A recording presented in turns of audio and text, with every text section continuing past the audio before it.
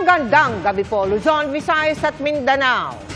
Hawak na ng mga otoridad ang tinaguriang Pogo Kingpin na nagpupundo at nagsimula ng mga iligal na pogo sa Pilipinas. Inaresto siya sa Laguna, gayon din ang 12 iba pang dayuhan at 9 na Pilipinong bodyguard, driver at staff.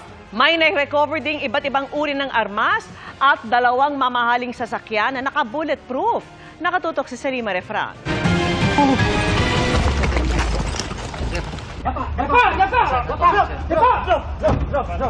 Sa bisa ng mission order ng Bureau of Immigration, inaresto ng pinagsanib na puwersa ng PAOK, AFP at BI ang dayuhang ito sa Biñan, Laguna. Naka-full battle gear ang mga sundalong nagsagawa ng operasyon dahil malaking isda umano sa mundo ng pugong inaresto. You have the right to remain silent. Ang lalaki ang tinaguriang Pogo Kingpin o Pogo Godfather sa bansa at Big Boss ng Lucky South 99 sa Porac, Pampanga. Siya ay si Lin Zun Han na mas kilala rin dito sa atin na alias Boss Boga. Ginagamit niya rin po yung pangalang Liudong at Hau-Hau na sa English po, ang meaning ng Hau-Hau ay boss of bosses. Pero depensa ni Lin, he thinks his arrested is strong guys, and then maybe after that he will provide the passport.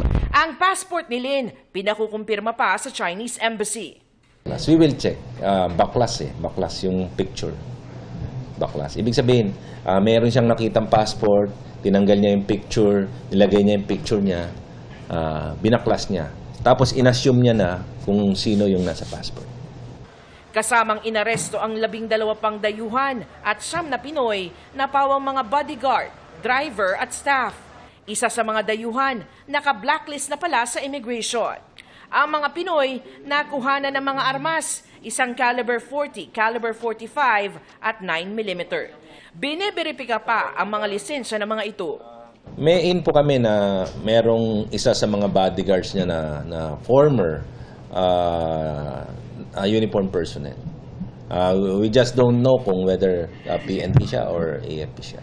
Nabigla lang po kami, sir. Hindi po namin alam na ganun yung mga problema. Nabigla rin kami, sir. Hindi po namin nakikita yung mga gawaan nila, sir. Kasama sa mga na-recover doon sa mga naaresto, itong 2 high-end na armored na mga SUVs na ito. Ibig sabihin yan, parehong bulletproof ang mga sasakyan na ito. At ito pa, gumagamit naman ng improvised na plaka. Yung mga mahabang baril, like yung mga rifle, 5.56, tsaka yung mga mas malalaking kalibre, hindi tumatalab doon. Kahit upakan mo siya, mabaril mo siya, tuloy-tuloy lang yan. Sasagasaan lang kayo kung checkpoint kayo o nakaharang kayo. Sasailalim ang mga dayuhan sa immigration inquest para sa mga paglabag sa immigration laws. Ang mga Pilipino patuloy na iniimbestigahan. Para sa GMA Integrated News, Salima Refran, nakatutok 24 oras.